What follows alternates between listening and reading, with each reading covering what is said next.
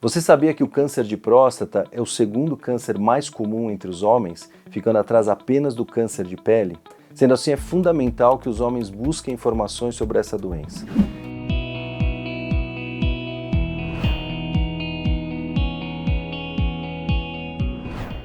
Isso é uma verdade. Nós podemos dizer que existem dois conceitos: agressividade da doença e extensão da doença. Então eu posso descobrir uma doença com células altamente agressivas, mas ainda no estágio inicial. E posso descobrir eventualmente uma doença não tão agressiva, com células menos agressivas, mas já uma doença mais avançada. E daí a importância, quando nós falamos sobre extensão de doença, que quanto mais precoce essa doença é diagnosticada, maior a probabilidade de você obter a cura. Quando você descobre essa doença já em níveis mais avançados, ou seja, quando a doença já ultrapassou os limites da próstata, muitas vezes o que vai te restar são alternativas para controle da doença, que são muito boas, mas não atingindo mais a cura que é o desejado. O recado ou a mensagem que fica é que é importante que o homem faça os seus exames periódicos, visando descobrir essa doença o mais precoce possível.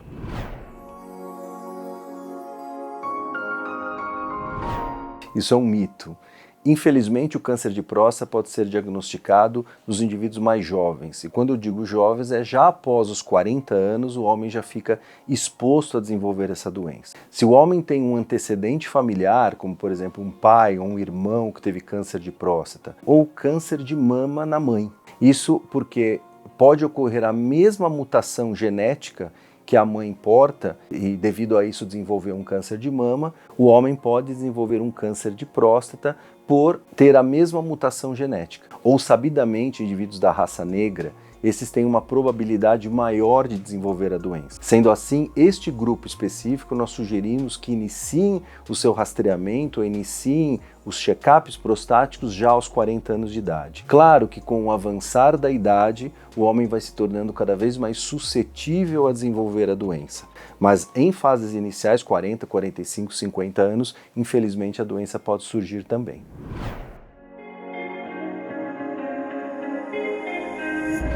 Isso é uma verdade. Quem tem câncer de próstata pode ter relações sexuais normalmente. A atividade sexual, seja muita atividade ou pouca atividade, não interfere na doença, nem no surgimento da doença e nem no agravamento da doença. Então a atividade sexual é totalmente liberada para o homem que tem câncer de próstata. A relação que nós podemos encontrar entre câncer de próstata e a vida sexual é que alguns tratamentos, infelizmente, comprometem a vida sexual do indivíduo. Então, por exemplo, em algumas situações, o indivíduo com câncer de próstata faz uso de medicamentos que são bloqueadores hormonais.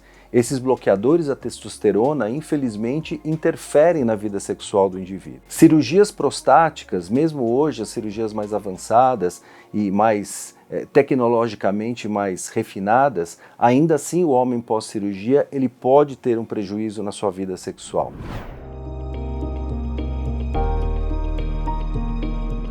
Isso é um mito. Na verdade, o câncer de próstata, como todos os cânceres, podemos dizer assim, é a partir de uma mutação genética. O indivíduo ele teve uma anormalidade na multiplicação celular, isso induzido por um erro genético, e desenvolveu ou surgiu as células malignas, e isso com o tempo vai se desenvolvendo e assim podemos dizer que se instala o câncer, no caso de próstata.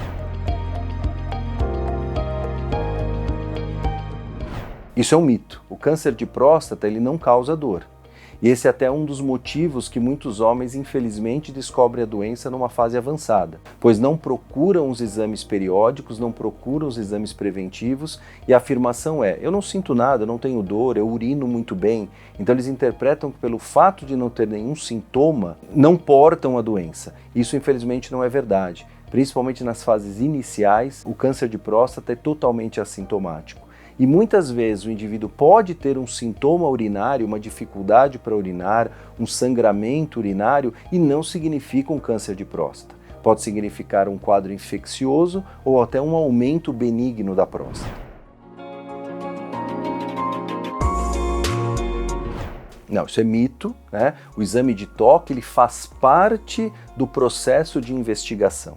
Então, quando o homem chega ao urologista ou chega ao médico e fala, eu venho aqui para fazer um check-up, eu quero avaliar como está a minha próstata. O exame de toque é um exame fundamental, é um exame que nos permite, através da palpação, você sentir a consistência da próstata, a presença de nódulos ou não nessa próstata, e isso seria, obviamente, algo suspeito. Mas além do exame de toque, nós temos o exame de PSA, que é um exame de sangue extremamente útil nesse rastreio, e alguns exames de imagem, como o ultrassom e a ressonância da próstata.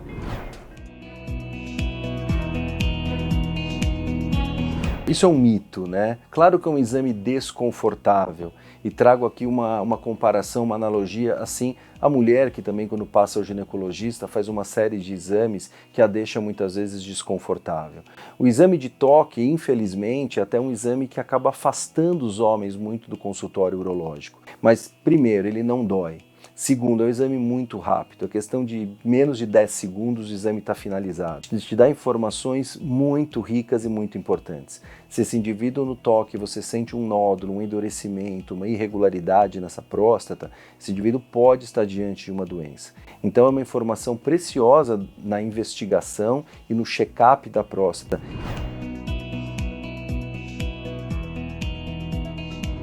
Isso é um mito.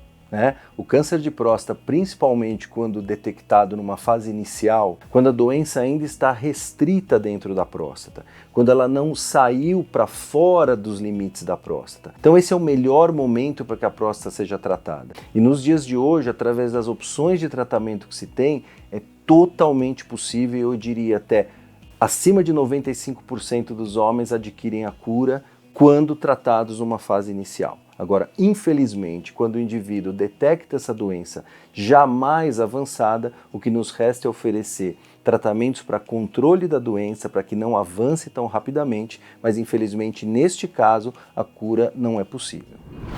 E se você gostou desse conteúdo, por favor, se inscreva no canal, deixe seus comentários, faça alguma pergunta que teremos todo o prazer em lhe responder.